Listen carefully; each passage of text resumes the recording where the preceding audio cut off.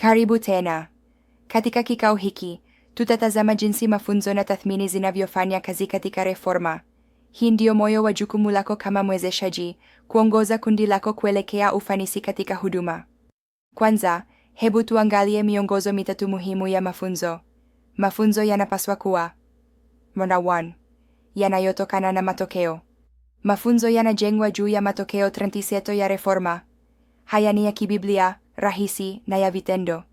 Tofauti na mfumo wa kawaida wa alama, wanafunzi wanapewa alama kama wana uwezo au bado hawana uwezo.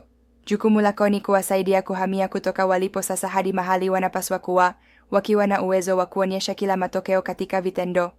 Number 2. Yanayoshirikisha. Uwezeshaji si kuhusu mihadhara mirefu. Ni kuhusu kuunda nafasi ya majadiliano, mrejesho na shughuli za kikundi. Tunasema, yeyote anayezungumza zaidi anajifunza zaidi. Himiza kundi lako kushiriki kwa nguvu, kwa sababu ushiriki unaleta ujifunzaji wa kina.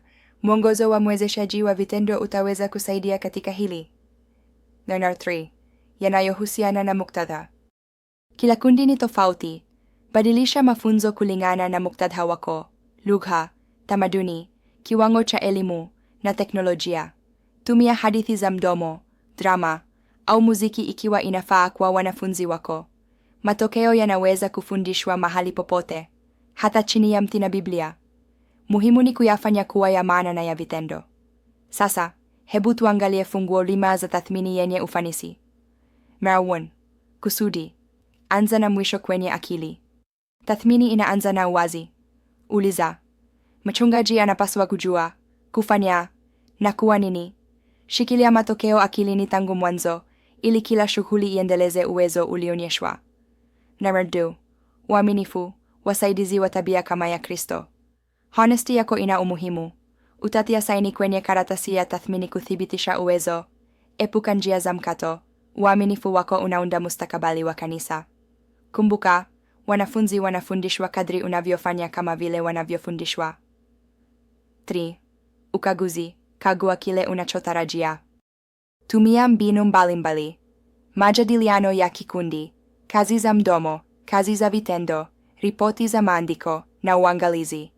Matokeo yanagawaniwa katika makundi matatu yafuatayo: vichwa, maarifa ya Biblia; mikono, ujuzi wa huduma; na moyo, kuunda tabia.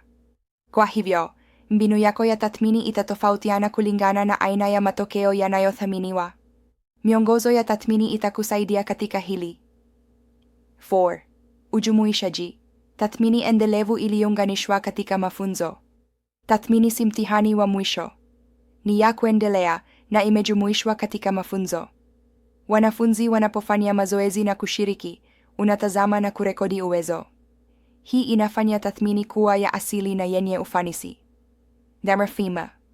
Uingiliaji, ingilia kati unapuna tatizo. Wakati mwanafunzi bado hajawa na uwezo, unakutana naye. Toa mrejesho kwa kutumia mbinu ya sandwich.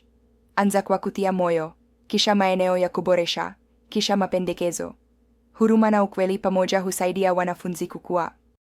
Kwa muhtasari, mafunzo yanategemea matokeo, yanashirikisha na yana muktadha.